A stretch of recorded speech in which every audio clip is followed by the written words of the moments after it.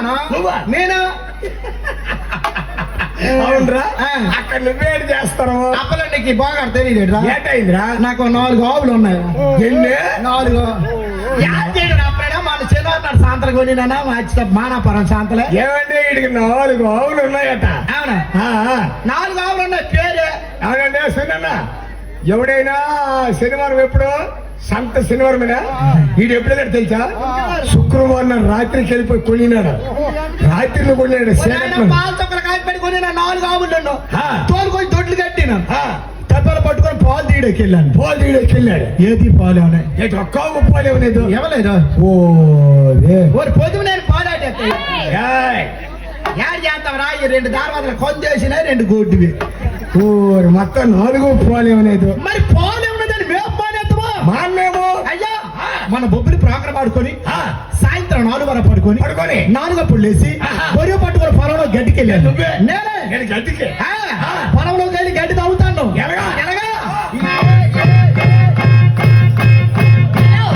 గడ్డి ఎవరు తవరండి? మరి ఎలాగండి? తెవ్వమంటే ఒక స్టైల్, ఒక స్టిల్, ఒక నైస్, ఒక స్మూత్ అలా తవ్వాలి. బొరువు పట్టుకొని పొలానికి వెళ్ళి కాలానికి అవి తెరగకుండా తెలుసు.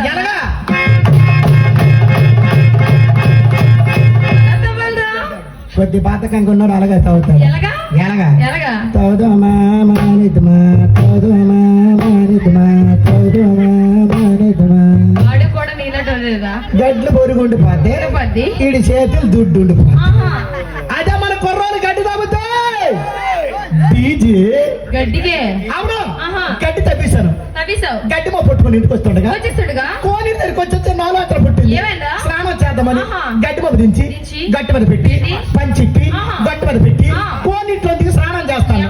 నేనే చెట్టు మీద నుంచి కోత వచ్చి పంచి కొట్టుకొని చెట్టు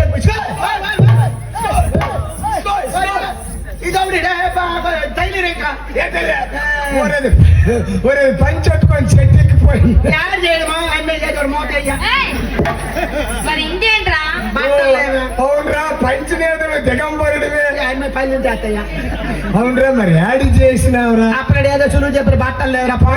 అవునరా, నువ్వు దిగంబరుడివై ఉన్నావు. రాత్రి పోకరికి వెళ్ళాలి. సాయంత్రం అయిపోతుంది. చూడకూడదు. ఎలగొని తలగా ఉంది.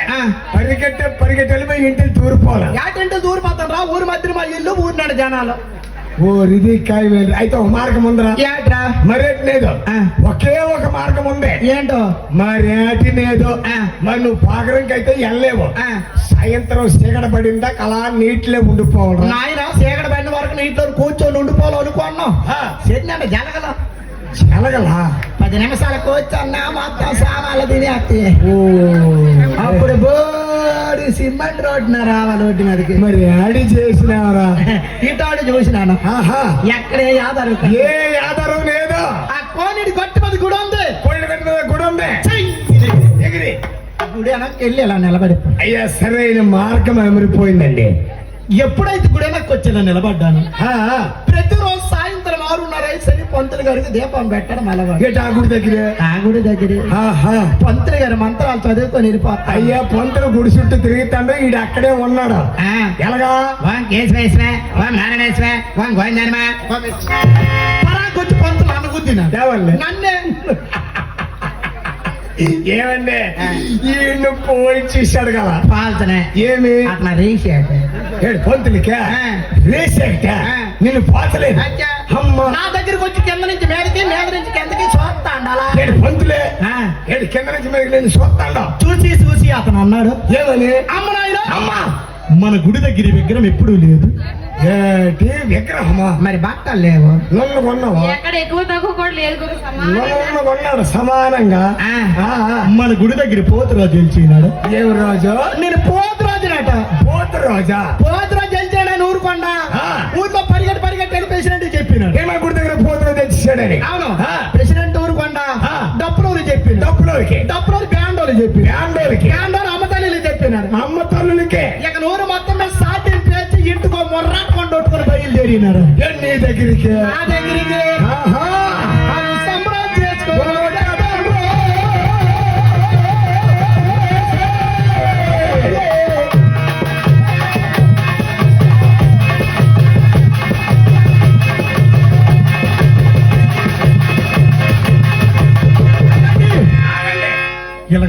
చేసుకుని నా దగ్గరికి వచ్చేసరికి రాత్రి 9:30 అయింది. ఎంత 9:30. ఏంటి నేను అక్కడే ఉన్నా మరి ఎట్టేది పాత్ర బట్టలు లేవు.